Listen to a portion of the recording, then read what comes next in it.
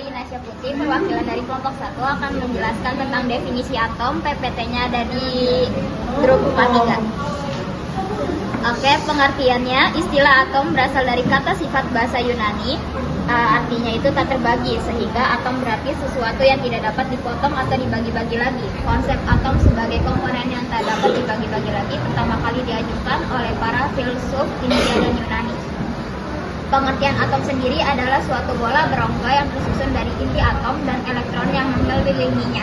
Partikel penyusun inti atom disebut nukleon. Nukleon yang ada dalam inti atom akan saling berinteraksi. Interaksi pada nukleon berupa proton-proton, neutron-neutron, dan proton-neutron. Nah, di sini ada struktur atom. Yang pertama ada inti atom atau nukleus, terdiri dari proton dan neutron. Kedua ada elektron mengorbit di sekitar inti atom dalam orbit yang berbeda-beda. Yang ketiga ada jumlah proton di inti atom menentukan nomor atom dan jenis unsur kimia.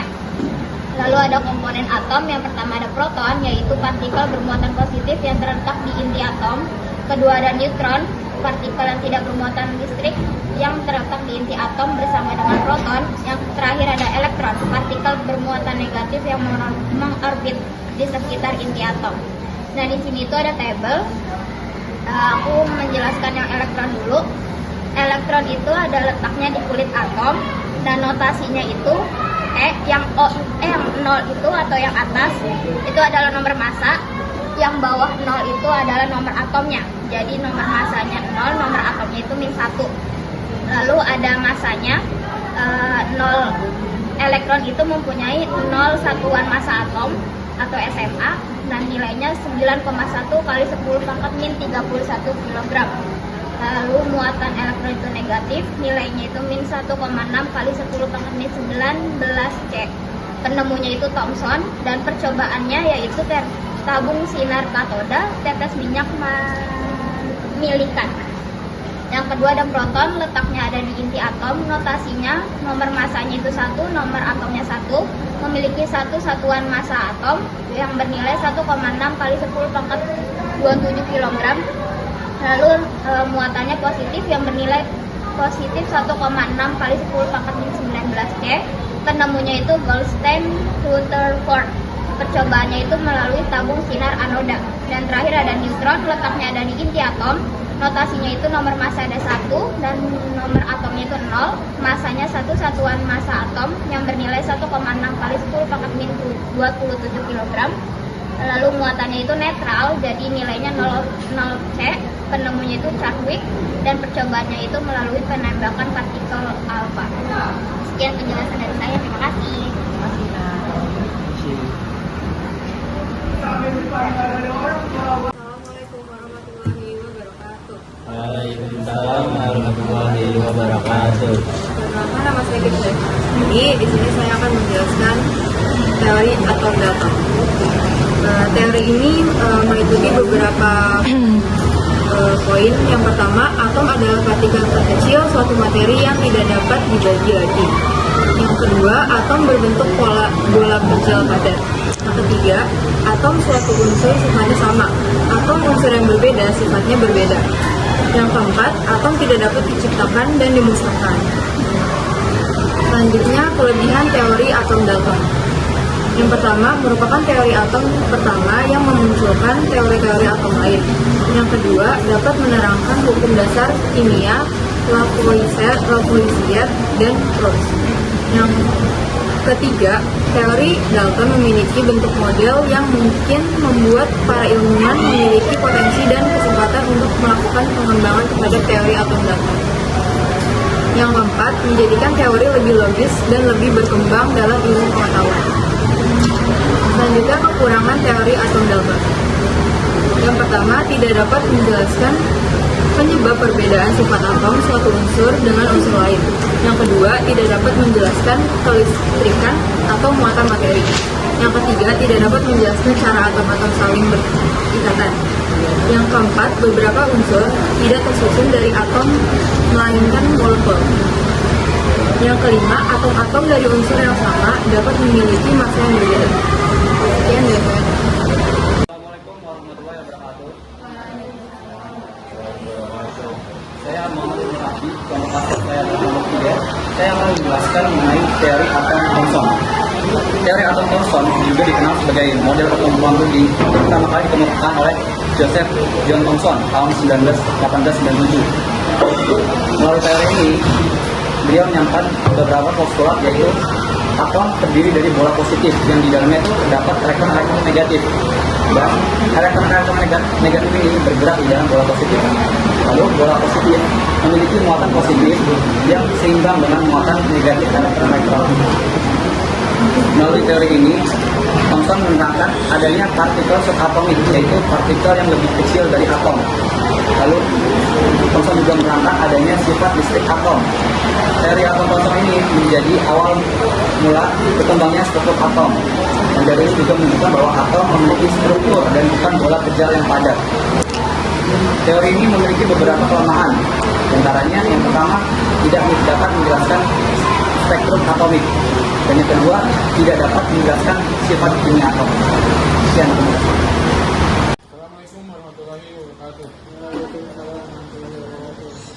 Saya dari kelompok 3 akan menjelaskan teori atom Rutherford. Jadi, teori Rutherford adalah model atom yang dikembangkan oleh Ernest Rutherford pada tahun 1911. Berdasarkan eksperimen membuat hamburan partikel alfa. Model ini menggantikan model atom Thomson yang sebelumnya dianggap berbentuk seperti roti kismis dalam puding model. Rutherford melakukan percobaan hamburan sinar alfa yang dibantu oleh Geiger dan Maxwell. Bisa dilihat pada gambar. Di situ yang di tengah yang berwarna kuning kemasan adalah lempeng emas, sumber sinar alfa yaitu timbal, dan ada detektor. Hasil percobaan Rutherford, sinar alfa yang pertama banyak yang diteruskan. Artinya atom sebagian besar adalah ruang kosong. Yang kedua, sinar alfa sedikit yang dipantulkan. Artinya sinar alfa menabrak inti atom. Yang ketiga, sedikit yang dibelokkan. Artinya sinar alfa ditolak inti atom yang bermuatan positif. Kelebihan dan kekurangan teori Rutherford. Kelebihan yang pertama dapat menjelaskan peristiwa hamburan sinar alfa pada lempeng emas. Yang kedua, dapat menjelaskan keberadaan inti atom. Untuk kekurangannya, yang pertama tidak dapat menjelaskan kestabilan atom, mengapa atom bisa jatuh ke inti selama mengelilingi inti atom. Menurut hukum fisika klasik, benda bermuatan yang mengelilingi atom ini akan mengalami kecepatan dan memancarkan energi. Selama kelamaan akan jatuh ke inti karena kehabisan energi. Yang kedua, tidak dapat menjelaskan spektrum atom hidrogen yang bersifat diskret. Maka cukup sekian penjelasan tentang atom menurut Rutherford. Terima kasih. Assalamualaikum warahmatullahi wabarakatuh. Perkenalkan, saya Munawar Samantri dari kelompok 4. Di sini saya akan menjelaskan apa itu spektrum atom hidrogen. Bisa lihat di PPT. Jadi spektrum atom hidrogen itu secara singkatnya itu spektrum gelombang yang dipancarkan oleh elektron ketika bertransisi ke tingkat energi yang lebih rendah. Perlu kita ketahui semua, elektron itu sifatnya tidak menekan. Nah, jadi seperti gambar pada PPT. Di sini saya akan menjelaskan. Jadi elektron itu berpindah dari satu kulit ke kulit yang lain. M itu kulit ya. Nah, jadi gini, ini kan bulatan. Ini ada 1, 2, 3, 4. Jadi ada 4 kulit. Kulit yang terdekat dari inti itu berarti kulit 1. Ini kulit 1, kulit 2, kulit 3, dan kulit 4. Nah, jadi berarti kan banyak variasi dong dari kulit itu. Jadi satu kulit ke kulit lain itu menimbulkan berbagai macam pancaran gelombang. Nah, gimana cara nyari panjang gelombang itu? Cara nyarinya itu ada persamaannya, yaitu 1 per lambda sama dengan R 1 per N kuadrat dikurang 1 per M kuadrat. Ini persamaan atom hidrogen ya. Nah, jadi N itu tuh R, sebelumnya tuh R itu tuh apa? R itu konstanta Rydberg, nilai itu 1,097 dikali 10,7 M. N itu yang tadi kan N kuadrat, N itu tuh kulit tujuan, M itu kulit asal. Misal dari kulit ketiga ini mau ke kulit 2, berarti kan kulit 3 itu kulit asalnya. Nah, kulit tujuannya itu kan kulit 2. Nah, jadi artinya di sini tuh banyak variasi. Misalnya tujuannya 1, berarti kan 1 ini bisa ke 2, 1 bisa ke 3, 1 bisa ke 4, 1 bisa ke seterusnya. Nah, lalu ini tuh berarti ngebentuk deret. Deretnya ada deret tertentu seperti bisa dilihat pada PPT. Nah, ada di sini ada 6 deret. Deret pertama yaitu deret Lyman, lalu deret kedua deret Balmer, deret Pascal, deret Bracket, sama deret Fag. Nah, jadi deret Lyman itu deret ke-1. Nah, misalnya kita mau pergi ke deret ke-1 nih. Misal dari deret ke-4 itu kita mau pergi ke deret ke-1. Deret ke-1 di sini apa namanya? Deret Lyman. Jadi berarti kita mau pergi ke deret Lyman. Nah, seperti itu. Jadi selanjutnya panjang gelombang itu periode spasial dari gelombang periodik, jarak di mana bentuk gelombangnya berulang.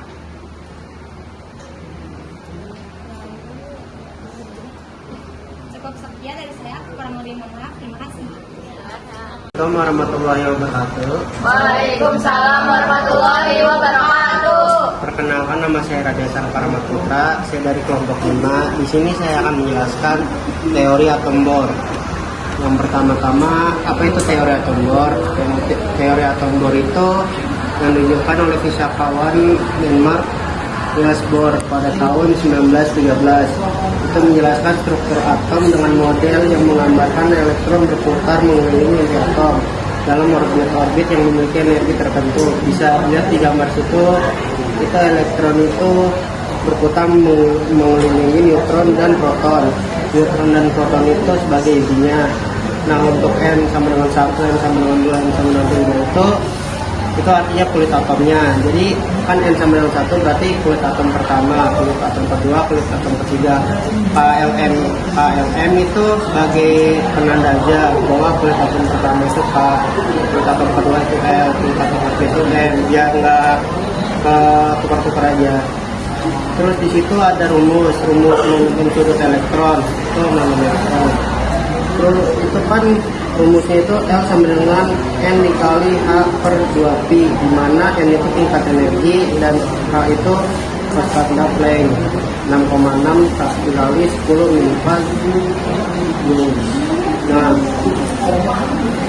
itu sebelum teori atom Bohr itu ada model-model sebelum atom Bohr. Itu yang pertama model atom Dalton, terus yang kedua model atom Thomson, yang ketiga ada model atom Rutherford. Nah, ini kenapa teori ini bisa tercipta, itu karena pada teori-teori itu sebelumnya terdapat catatan. Jadi teori atom Bohr ini sebagai pelengkap dari teori-teori sebelumnya, meskipun teori atom Bohr ini tidak lepas dari kekurangan. Seperti yang dilihat, teori atom Dalton itu kan hanya sebuah bola pijar, bola bulat lah, yang dimana kita tidak tahu mengenai proton, neutron, dan elektronnya. Nah, terus lanjut lagi dah di perubahan revisi model atom kedua, itu model atom Thomson, yang dimana udah ada elektronnya, tapi kita tidak tahu di mana persis tempat atom proton dan atom neutronnya berada, hanya ada atom elektronnya saja. Nah, untuk model atom Bohr di sini udah ada protonnya, neutron dan elektronnya, tapi kita belum tahu nih neutronnya ada di mana. Nah, maka teori atom Bohr ini menjelaskan bahwa di inti atom itu selain ada proton dan ada juga ada neutron. Nah, gimana sih teori atom Bohr ini bisa tercipta? Jadi teori atom Bohr ini tercipta itu karena percobaan Frank, di mana Frank itu melakukan eksperimen yang bisa mendukung teori atom Bohr, dilakukan oleh James Frank dan Christopher pada tahun 1914. Jadi setelah teori atom Bohr ini keluar, dicapai oleh si Bohr, itu dilakukan sebuah percobaan yang menunjukkan bahwa atom dapat menyerap energi dalam jumlah distrik. Distrik itu kayak jumlah tertentu, yang merupakan salah satu bukti bahwa dari teori atom Bohr. Teori atom Bohr itu dimana elektron itu bisa berpindah dari kulit satu ke kulit lainnya asalkan dia menerima energi dalam jumlah tertentu. Nah, langkah-langkahnya di sini itu pakai tabung dan gas merkuri, yang dimana tabung dan gas merkuri ini dia itu kayak di vakum gitu dalam ruang hampa udara, jadi hanya gas merkuri saja. Lalu gas merkuri ini ditembakkan dengan elektron yang menyebabkan bertemunya dengan atom merkuri. Tabrakan atom merkuri ini itu sebagian besar energi kinetik elektron ini ditransfer ke atom merkuri. Jadi setelah elektron ditembakkan, itu atom merkuri itu ternyata menyerap sebagian elektron tersebut yang menyebabkan elektron di dalam atom merkuri itu loncat ke tingkat energi yang lebih tinggi. Namun jika elektron memiliki energi lebih rendah dari abang tertentu, maka dia akan memantul kembali, maksudnya itu turun kembali ke tingkatan sebelumnya. Terus yang keempat itu pengukuran arus yang keluar. Setelah bertubuhan, sebagian elektron kehilangan energi karena tabrakan dan akhirnya tidak mencapai anoda. Elektron pengukur arus. Penurunan arus listrik yang berukur menunjukkan bahwa ada transfer energi tertentu. Hasil dari percobaan ini itu penurunan energi elektron yang dipercepat bertumbukan dengan atom merkuri dan kehilangan sebagian energi kinetiknya. Fenomena ini menunjukkan bahwa energi elektron tidak dapat berkurang secara terus-menerus. Jadi ketika elektron berkurang, dia nggak bisa berkurang secara terus-menerus. Jadi ada ambang batasnya. Kalau udah pas ambang batas di situ, dia nggak bakal mengeluarkan energi lagi. Yang kedua, efisiensi level energi tertentu. Seperti yang saya jelaskan sebelumnya, ketika elektron bertumbukan dengan atom merkuri, mereka kehilangan energi dalam jumlah tertentu yang sesuai dengan perbedaan energi antara dua tingkat energi atom merkuri ini. Terus yang ketiga, puncak energi tertentu. Nah, ini kebalikan nomor 2. Nomor 3 itu elektronnya itu menyerap energi, tapi cuma dalam energi tertentu aja. Kalau misalnya udah ambang batas, udah maksimalnya, itu akan melepaskan.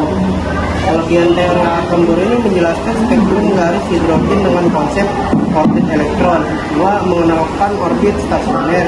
3. Menggunakan konsep kuantum energi. 4. Dilakukan oleh eksperimen percobaan Frankfurt. Terus yang kelima, menyerahkan pemahaman atom. Nah, ini tepatnya ada kekurangan teori atom Bohr ini. Yang pertama, teori ini yang berlaku untuk atom atau ion berektron I, misalnya H, hidrogen, helium plus, sama lithium 2 plus.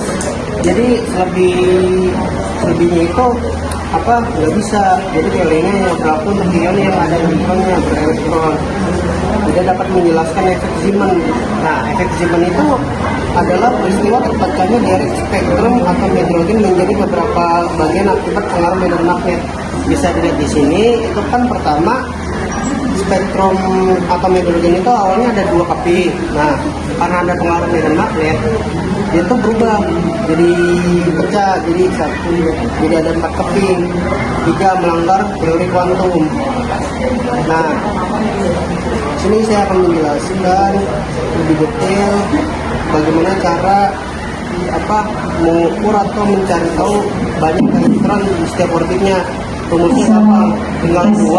Assalamualaikum warahmatullahi wabarakatuh. Ya, perkenalkan, nama saya Julia Setiara. Saya dari kelompok 2 ingin menjelaskan tentang teori atom kuantum.